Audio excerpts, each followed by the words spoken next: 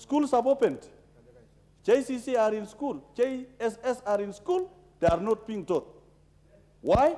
One teacher that we recruited is even yet to report. The other primary school teachers in that school are not willing to attend because what is the requirement for you to teach in a high school?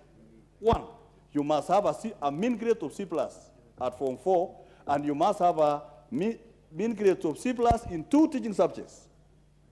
So, most of the primary school teachers do not meet that qualification, and therefore, they have no business to teach the JSS in their schools.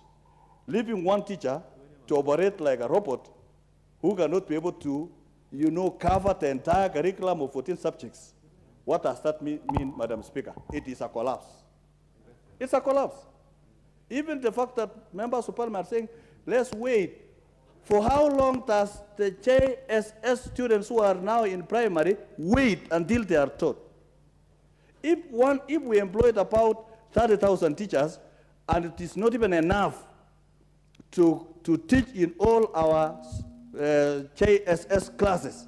In my constituency, a school called Yatia, up to today we are here, they don't have a JSS, similar to another one called Kosile, and many others who did not get because the numbers were not enough. Madam Speaker, what is it called that? It is called a collapse.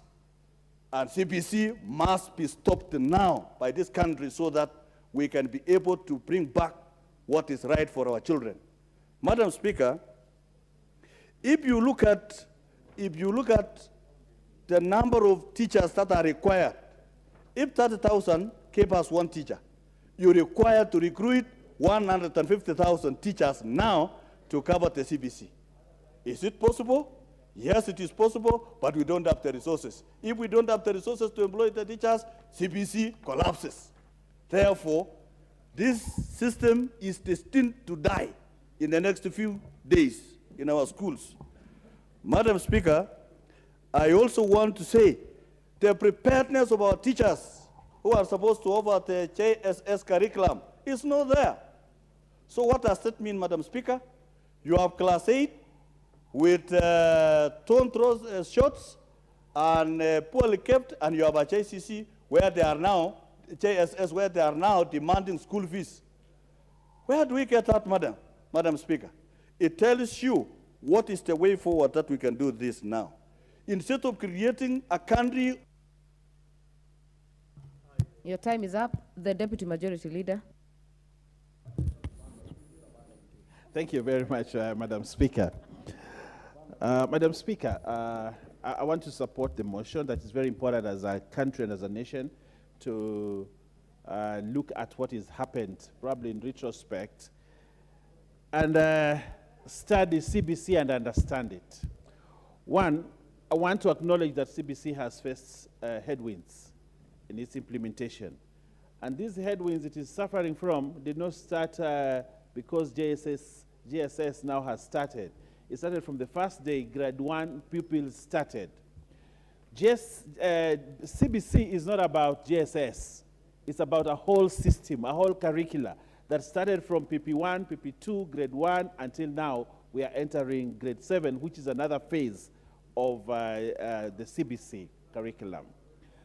Madam Speaker, even at the beginning of PP1 and PP2, and grade 1 and grade 2, there were problems, there were issues.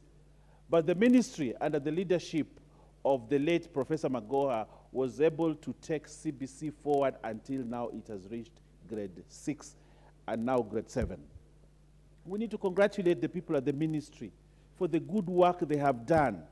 To say that CBC is a failure in this country is misinformation, it is wrong, and it should not continue. CBC has succeeded. Now we face a challenge ahead of us.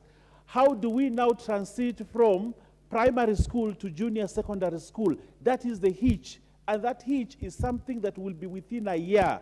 And in the next year, 2024, we'll have gone to JSS 2. And I think this country is able to overcome this. When 844 started, it started on the same footing.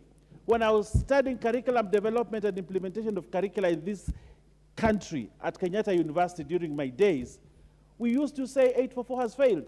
But today people are sitting in this parliament and saying 844 succeeded.